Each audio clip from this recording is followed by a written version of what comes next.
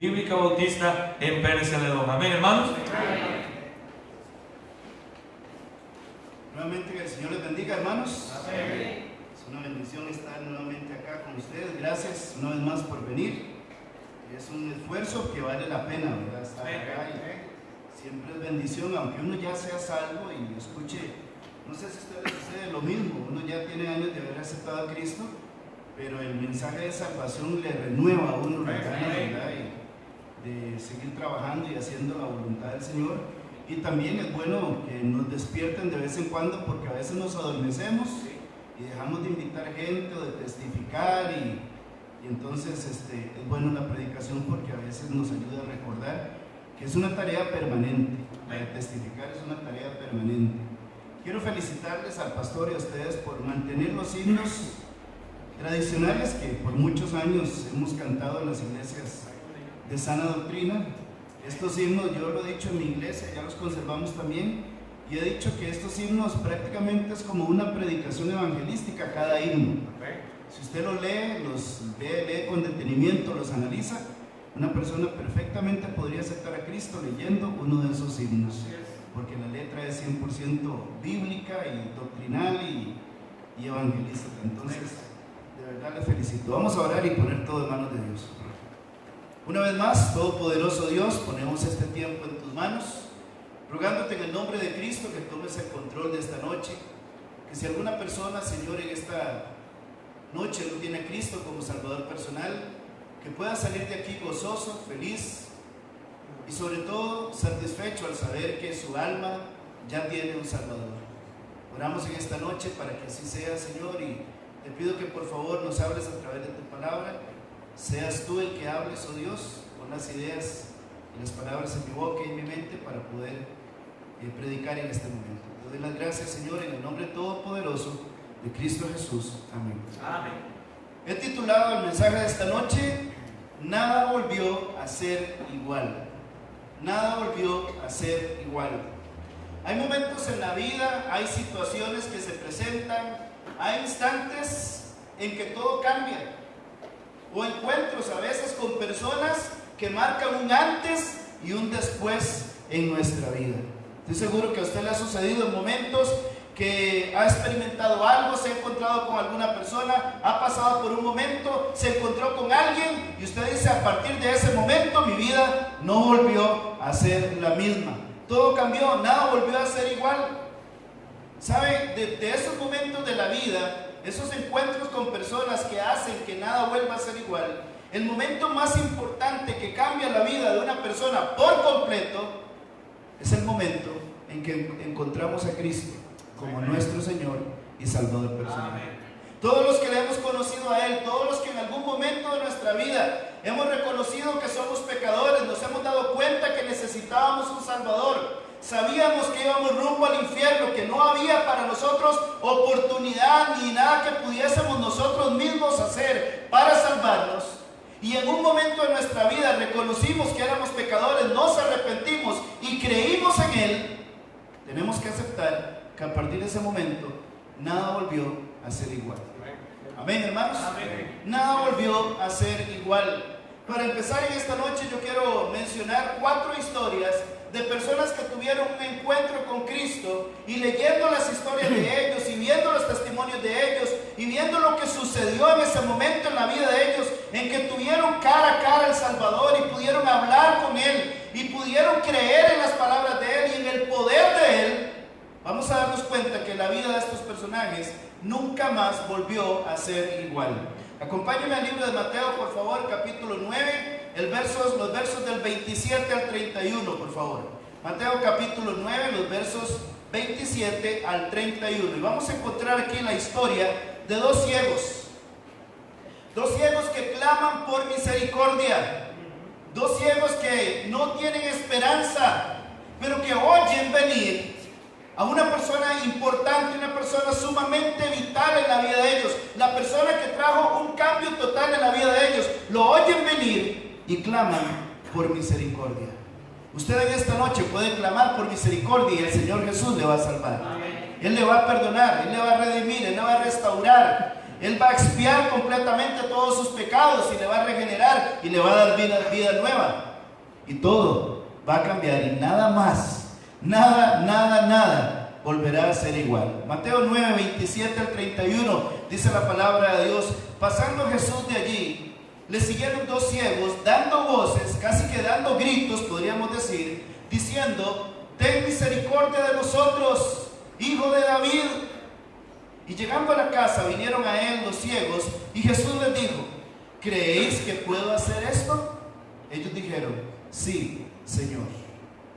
Entonces les tocó los ojos, diciendo: conforme a vuestra fe os sea hecho.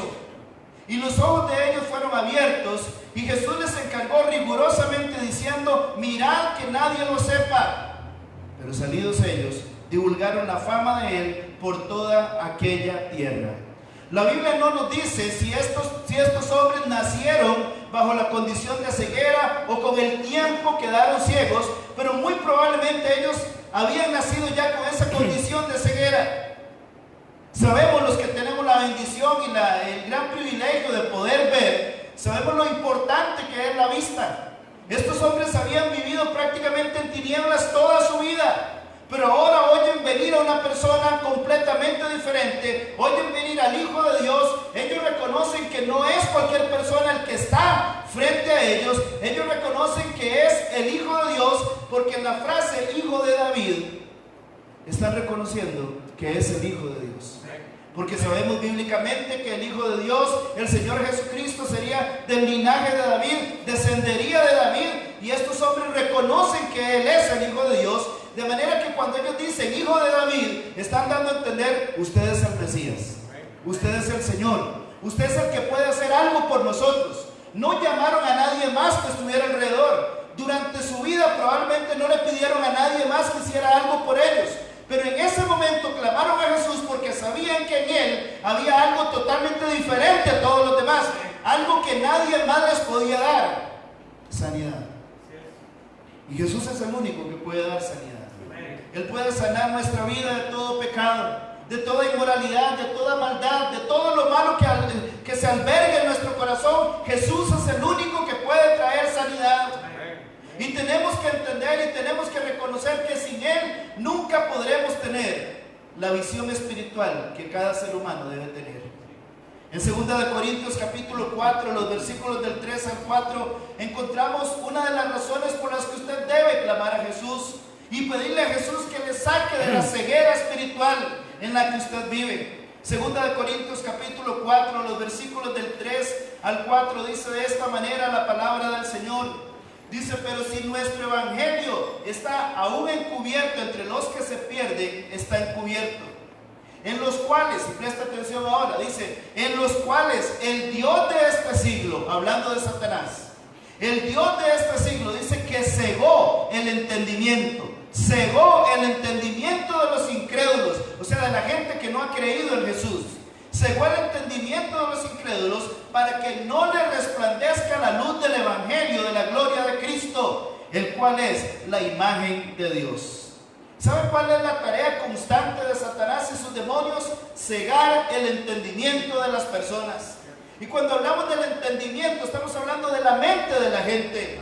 Cuando vemos lo que está pasando alrededor de nuestro país, cuando vemos lo que está pasando alrededor del mundo, cuando vemos manifestaciones y marchas y grupos que se reúnen como los que hubo el día sábado o el día domingo aquí en nuestro país, cuando usted ve a la gente pecando, cuando usted ve que a lo bueno llaman malo y a lo malo llaman bueno, usted dice: solo hay una razón: Satanás ha cegado el entendimiento de la gente. Satanás les ha hecho creer que no hay un Dios. Satanás les ha hecho creer que no necesitan un Salvador. Satanás les ha hecho creer que no hay pecado en nuestra vida. Satanás les ha hecho creer que simple y sencillamente pueden vivir de acuerdo a sus anchas, hacer lo que quieran, practicar todos los placeres que quieran, que no habrá consecuencia por el pecado. Pero déjeme decirle que sí hay consecuencia por el pecado. La Biblia dice claramente que la paga del pecado es muerte. Eso dice Romanos 6:23. La paga del pecado es muerte, mas la dádiva de Dios, el regalo de Dios, es vida eterna en Cristo Jesús.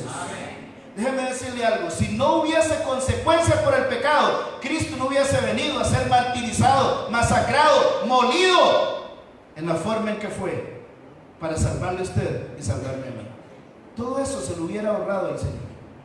Y no hubiese venido a sufrir tanto como sufrió, si no hubiesen consecuencias tan serias y tan graves como el pecado. Porque el pecado nos condena al lago que arde con fuego de azufre por la eternidad. La Biblia usa la frase por los siglos de los siglos, o sea, no hay fin en la condenación, como tampoco hay fin en el gozo, en la paz y en la felicidad que se experimentan en el cielo por la salvación que Cristo ofrece.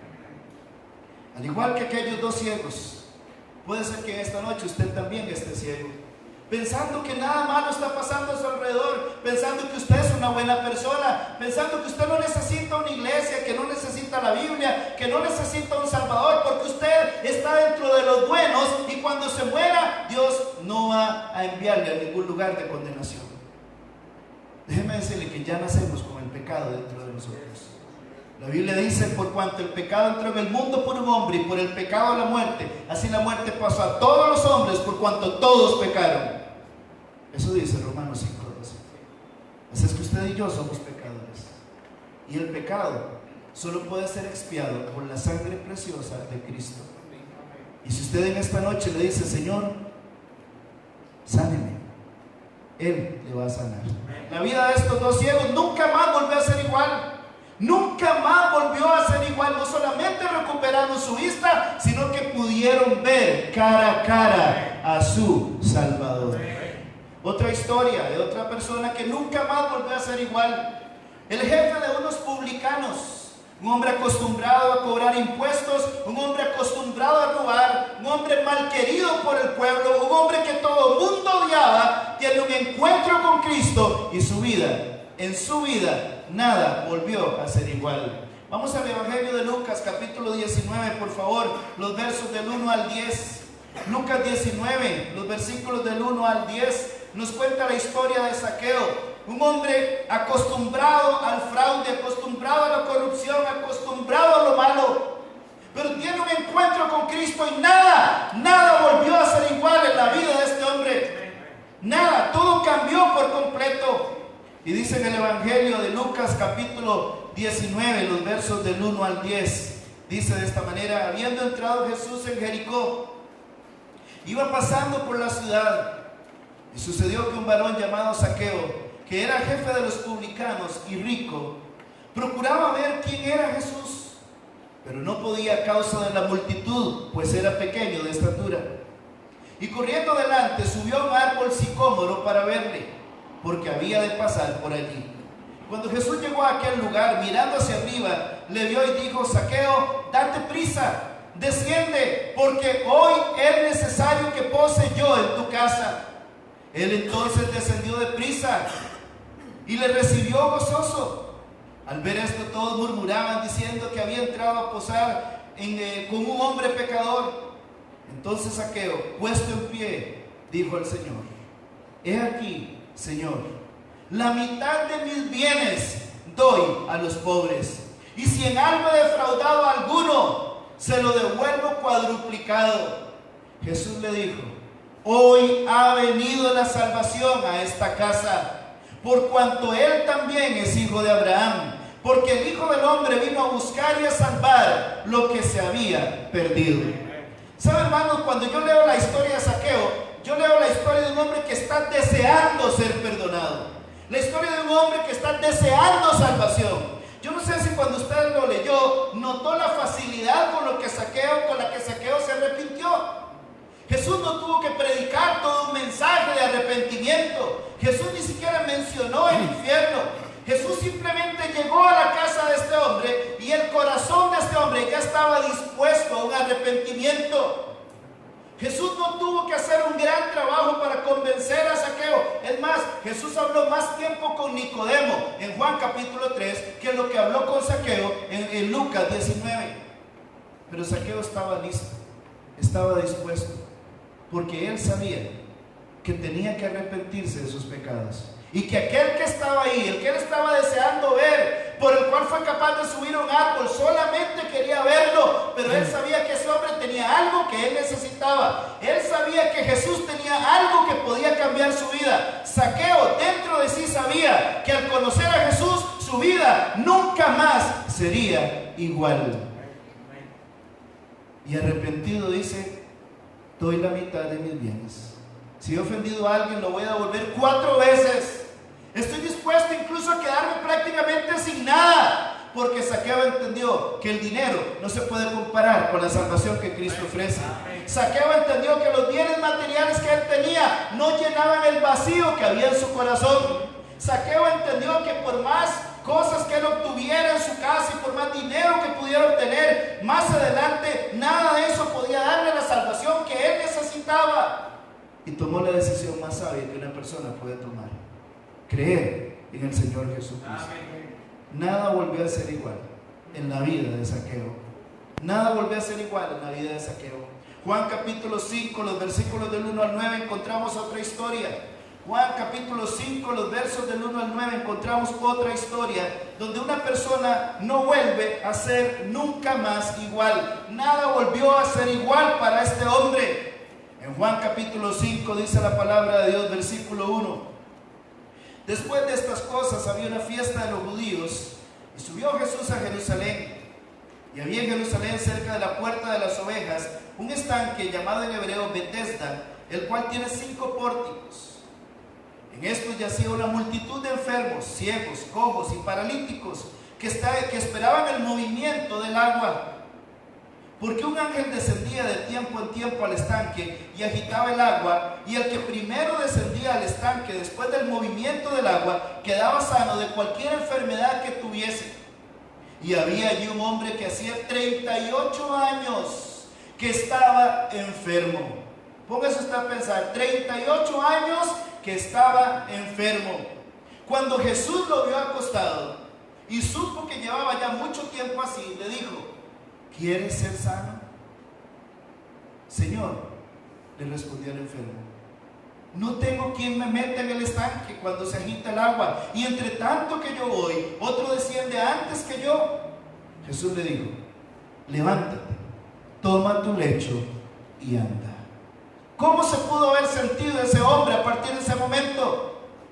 38 años con una enfermedad. La Biblia no nos describe cuál enfermedad, pero obviamente vemos que era una enfermedad grave, puesto que probablemente su cuerpo no tenía la agilidad para levantarse rápido, consumirse en el estanque en el momento que el ángel llegaba y agitaba las aguas. Y probablemente tenía años de estar esperando la oportunidad en que nadie se le adelantara para poder tirarse al agua y ser sano. Pero ahora llegó alguien que tenía más poder que aquel ángel que agitaba las aguas. Llegó el Hijo de Dios y le dice: ¿quieres ser sano? ¿Quieres ser sano? Y este hombre dice: es que yo quisiera, pero la verdad no puedo, lo he intentado, he hecho todo lo posible por lanzarme al agua cuando veo que el agua se está agitando, pero no puedo. Y Jesús le dice, en otras palabras: yo no necesito del estanque. Yo no necesito del estanque. Levántese, tome su lecho, camine. Nada volvió a ser igual en la vida de esta persona. Si usted está entendiendo lo que yo quiero decir en esta noche, es que cuando una persona acepta a Cristo, nada vuelve a ser igual en su vida. Todo cambia para bien. Todo es transformado. Todo es cambiado. Nuestros pensamientos cambian. Nuestra forma de ver la vida cambia. Nuestro vocabulario cambia. Nuestras actitudes cambian. Nuestro carácter cambia. Todo cambia. Todo cambia para bien. Uno de los mejores regalos que una persona puede experimentar en la vida es la salvación que Cristo ofrece. Ese regalo cambia el alma, transforma la vida, transforma todo por completo. No hay regalo que se asemeje a la salvación que Cristo ofrece. Una última historia, Mateo capítulo 8 del 1 al 3. Dice la palabra de Dios, Mateo capítulo 8 del 1 al 3. Dice así la palabra de Dios: cuando descendió Jesús del monte, le seguía mucha gente, y aquí vino un leproso y se postró ante él diciendo: Señor, si quieres, puedes limpiarme. Y Jesús extendió la mano y le tocó diciendo: quiero, sé limpio. Y al instante su lepra desapareció. Al instante su lepra desapareció. Hermanos, cuando uno estudia un poquito la Biblia se da cuenta, y probablemente usted ya sabe eso, que en la Biblia la lepra representa pecado. La lepra representa pecado en la Biblia. Bueno, este hombre era un hombre leproso. Cuando uno estudia la palabra de Dios se da cuenta que los leprosos en aquel tiempo eran las personas más dignas de misericordia. Había lugares donde ellos tenían que irse a vivir lejos de sus familias porque todo el mundo tenía miedo de ser contagiado. Nadie quería estar cerca de un leproso, nadie quería tocarlo siquiera, nadie quería hablar con ellos. Su familia misma se deshacía de ellos prácticamente enviándolos a vivir a otro lugar. Aparte de que la lepra era una enfermedad sumamente dolorosa, pedazos de piel, pedazos de carne se iban cayendo de los huesos, la persona se iba como desintegrando poco a poco hasta el momento que moría. Tenían que andar prácticamente su cuerpo vendado, parecían momias completamente, porque la carne se desprendía del cuerpo, se desprendía de los huesos, era algo terrible. Y este hombre sabía lo grave de su enfermedad, y cuando Jesús llega y habla con él, le dice: Señor, si quieres, puedes limpiarme. Él sabía que Jesús tenía el poder para limpiarle de la lepra. Él sabía que Jesús tenía el poder para cambiar por completo su vida y transformarle de una vez por todas. Y en su gran misericordia, Jesús dice: quiero ser limpio. ¿Cree usted que la vida de él volvió a ser igual? Nada volvió a ser igual.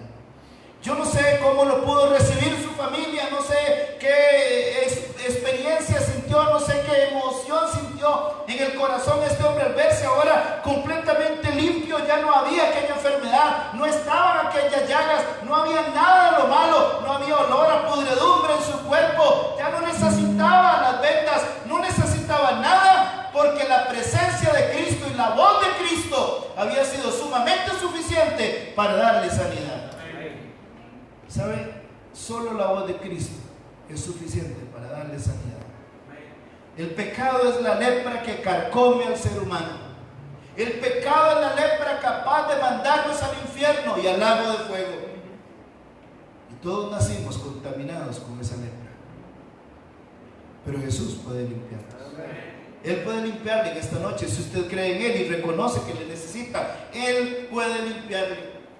Nada volvió a ser igual para los dos ciegos, nada volvió a ser igual para el jefe de los publicanos llamado Zaqueo, nada volvió a ser igual para el enfermo que estaba junto al estanque de Betesda, nada volvió a ser igual para aquel leproso. Y déjeme decirle en esta noche, nada volverá a ser igual para usted si en esta noche cree en Cristo. Y le voy a dar 6 razones del por qué nada volverá a ser igual en su vida si usted cree en Cristo. La primera de ellas: el pecador acusado y sin defensa ahora tendrá un abogado. Primera de Juan capítulo 2, el versículo 1 nos dice que Cristo es nuestro abogado. Usted como pecador necesita un abogado, y ese abogado no puede ser cualquier persona. Ese abogado tiene que ser el Hijo de Dios, el que con su sangre preciosa nos limpia de todo pecado.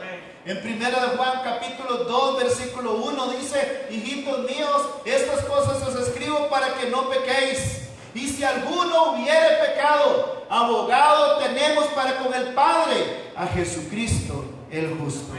Y si alguno hubiere pecado, abogado tenemos para con el Padre, a Jesucristo el justo. ¿Sabe por qué nuestra vida nunca más vuelve a ser igual cuando creemos en Cristo? Porque sin Cristo somos simplemente pecadores, sin esperanza. Pero con Cristo, a pesar de ser pecadores, ahora tenemos un abogado.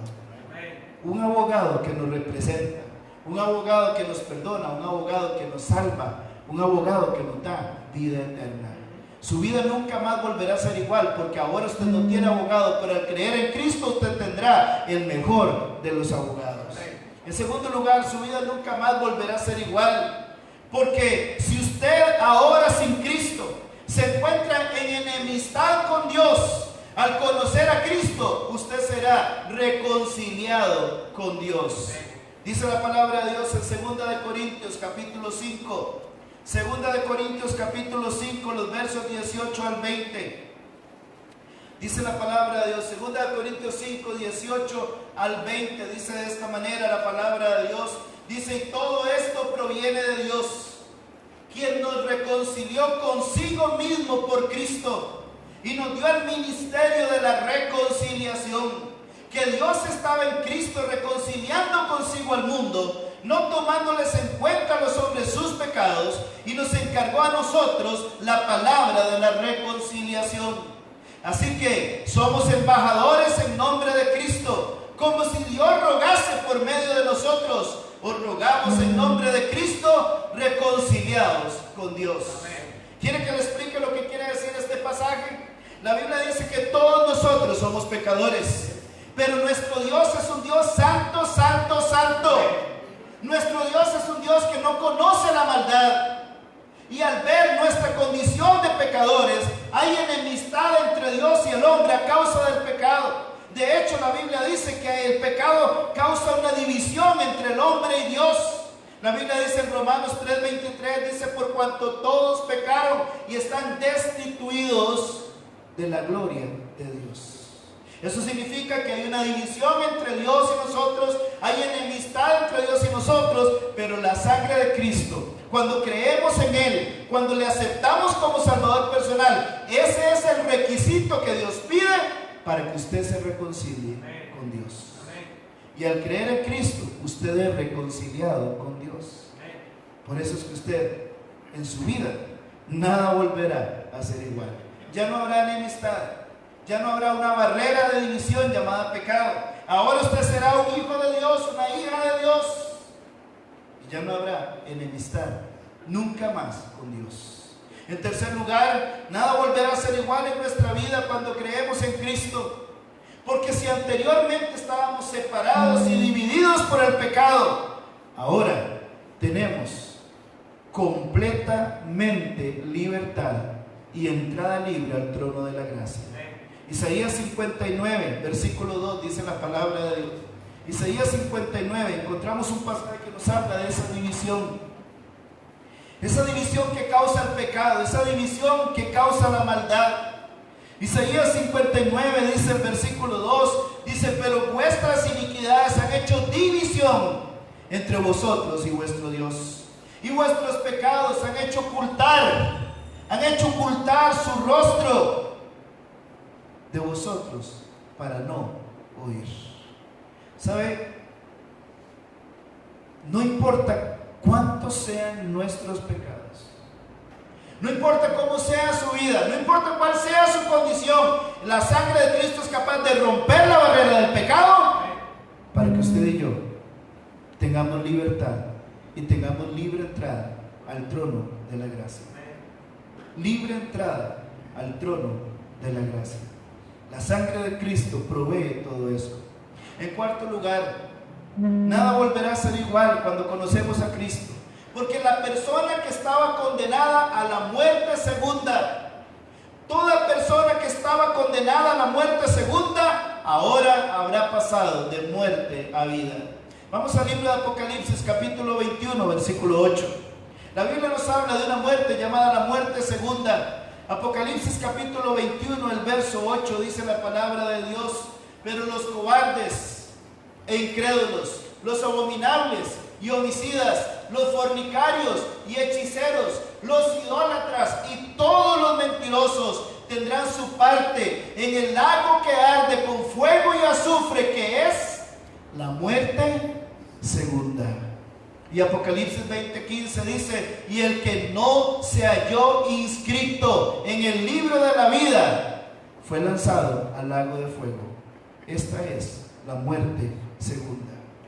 Si usted no tiene a Cristo, usted está expuesto a esa muerte segunda. Pero con Cristo usted sale y se libra completamente de esa muerte segunda para ser completamente libre y tener una vida completamente nueva. En Efesios capítulo 2, versículo 1 dice, y Él os dio vida a vosotros cuando estabais muertos en vuestros delitos y pecados. Y ya no habrá muerte segunda, ahora habrá una vida nueva, completamente distinta para usted. Nada más volverá a ser igual en su vida. Dos cosas más para ir terminando.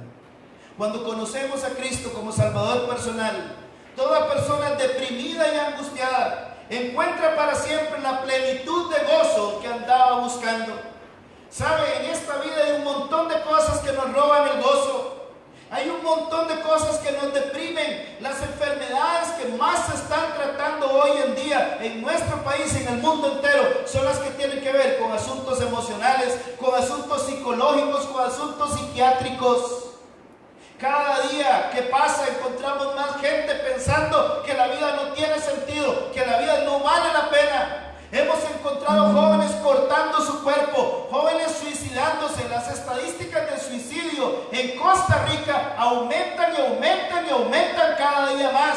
Hay un vacío en el corazón del hombre que nada en este mundo ha podido llenar, porque es un vacío del tamaño de Dios. Pero cuando conocemos a Cristo, el Salmo 16:11 dice: en tu presencia hay plenitud de gozo. Y plenitud significa totalidad de gozo. Todo el gozo, toda la alegría que yo necesito está en Cristo. Él es suficiente. Yo no necesito nada más ni a nadie más. Cristo es suficiente para llenar todas las necesidades emocionales y todas las necesidades de todo tipo en mi vida. Él es capaz de suplir todo lo que yo necesito. Hace muchos años, pastoreando en Buenos Aires de Punta Arenas, yo le pregunté a un señor: ¿ya usted es salvo? Si muriera hoy, ¿a dónde iría? Y me sorprendió la respuesta de este hombre, porque me dice: bueno, pastor, yo creo que me falta poquitito. Yo creo que ahí voy, me falta poquitito. Y yo tuve que explicarle con la Biblia y decirle: ¿sabes qué? En cuanto a la salvación, no podemos decir que hay un 10% de salvación, ni un 20, ni un 30, ni un 40, ni un 60% de salvación. Cuando aceptamos a Cristo es una salvación total, porque Cristo es suficiente. Usted no necesita hacer más cosas para ser salvo. No necesita cumplir con rituales. No necesita hacer buenas obras para ser salvo. No necesita cumplir con quién sabe qué. Todo está en Cristo. Y si usted le conoce, usted no volverá a ser igual. Y la última cosa en esta noche: toda persona que conoce a Cristo y le acepta como Salvador, el hombre que no le encuentra sentido a la vida y que piensa que nada vale la pena, ahora tendrá vida abundante. En Juan capítulo 10, el verso 10, Jesús dijo unas palabras muy conocidas. Juan capítulo 10, el verso 10 dice: el ladrón no vino sino para hurtar y matar y destruir. Está hablando del diablo. Pero luego dice: pero yo he venido, dice él, para que tengan vida y para que la tengan en abundancia. Todo lo contrario a lo que Satanás busca. Satanás busca hurtar y matar y destruir, pero dice Cristo: yo vine para otra cosa. Yo vine para dar vida y vida en abundancia. Usted necesita esa vida abundante. Usted necesita a Cristo. Acéptele hoy, crea en Él hoy. No le estoy hablando de religión, no estoy hablándole de una nueva iglesia, no le estoy hablando de nada extraño ni nada diferente. Le estoy diciendo que usted es pecador y por lo tanto necesita arrepentirse. En el Evangelio de Lucas capítulo 13, el versículo 3 dice: no, antes si no os arrepentís, todos pereceréis igualmente. Debe haber un arrepentimiento. Debe reconocer que es pecador. Debe creer que Cristo murió en la cruz del Calvario, como dice la palabra de Dios. Pero debe creer que Él se levantó también de los muertos, que Él resucitó y que puede perdonar todos sus pecados. ¿Creería en eso en esta noche? Cierre sus ojos. Vamos a ver.